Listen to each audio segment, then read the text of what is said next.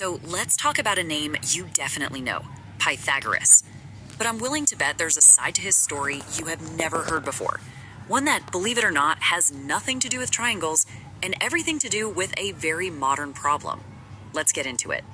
When you hear that name, what's the first thing that pops into your head? For most of us, it's instant high school math class, right? You're picturing that right-angled triangle, you're hearing a squared plus b squared equals c squared. You're thinking of a genius who was all about the numbers. And look, he absolutely was. But that's really only half the story.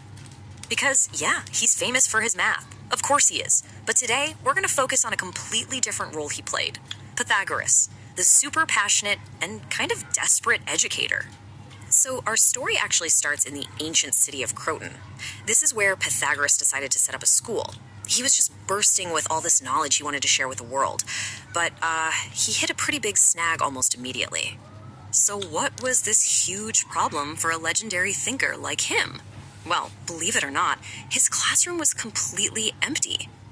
I mean, just imagine this. Here's this guy with all this incredible knowledge, right? He's got this passion for geometry and the sciences.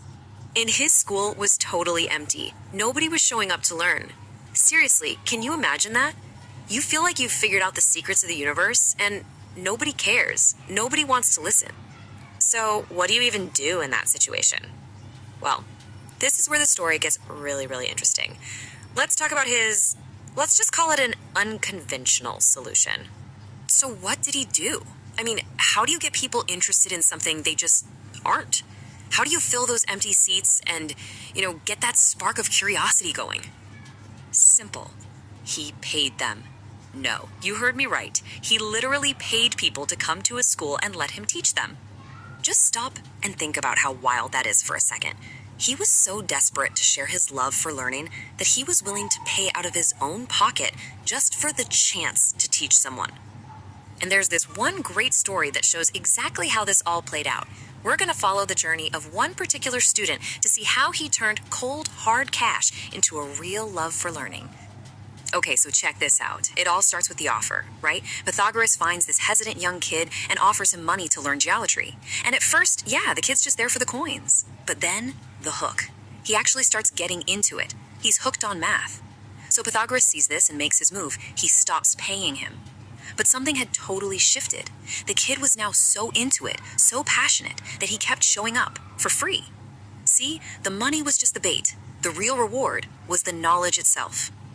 When you hear a story like that, it becomes so clear, right? This was never about building some big successful school or getting a bunch of followers. It was a total passion project. It really tells you everything you need to know about what drove him as a teacher. I mean, wow. That is some next level dedication to sharing knowledge. It's a story about a teacher so committed that he basically invented a whole new way to run a school, all just to get maybe one person excited about learning. So that kind of leaves us with a pretty big question, doesn't it? What do you think about this whole method? Can you really use an outside reward, like cash, to spark a real, genuine passion for something? It's a debate we still have all the time with grades and rewards in school today. But for at least one young guy in ancient Croton, the answer seems to have been a definite yes.